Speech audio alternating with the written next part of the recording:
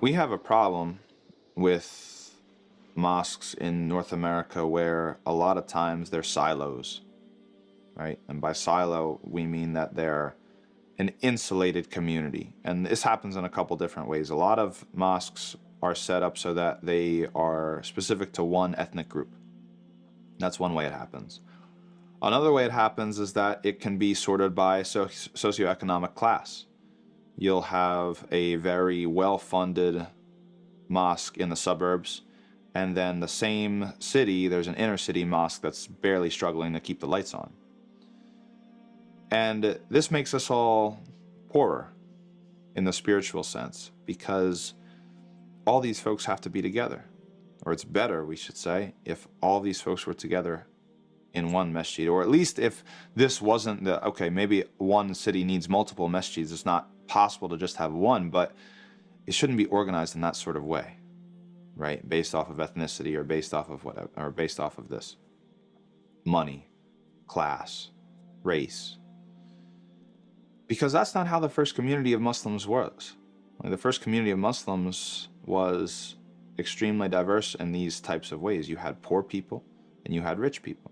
You had people from, you had the Suhaib al-Rumi, you had Salman al-Farisi, you had Arabs, you had people who were black, you had people who were white, you had people who were other colors, you had people who were from all different places.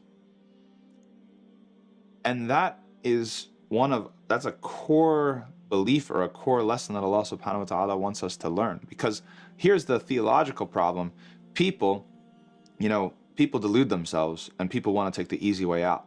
And so one of the easy ways out that people try to convince themselves of is that they're going to succeed in the afterlife based off of some sort of identity that they don't have to work for. Now that could be lineage. I mean, well, my father, my ancestors, and I'm a Sayyid, or I'm this, or I'm that. That could be race. That could be color. That could be ethnicity, tribe, all of these sorts of things.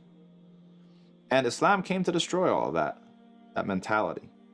Not to replace it, like Allah says in the Quran, it's so that you know each other. That's the reason why Allah subhanahu wa ta'ala created it, so that you know each other. It's not to separate the people out like Fir'aun did and create separate classes and separate castes, and one has privilege and the other doesn't, right? How are we supposed to benefit as Muslims if the poor and the rich don't exist in the same masjid? How are the rich people going to get the benefit from redistributing part of their wealth to the poor of their community? How are the poor of the community going to benefit spiritually from fighting against their envy and jealousy of the people who are rich within their community? Allah created them both and allowed both to exist to benefit each other in both material and spiritual ways. So having this mix, and at the Uticamasjid, we're very blessed to have this mix.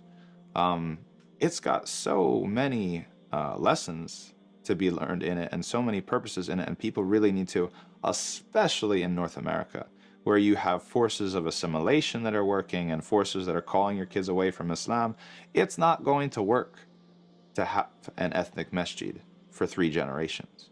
It's not going to work to have a masjid that just serves one micro community for multiple generations. It might work for a generation or 2.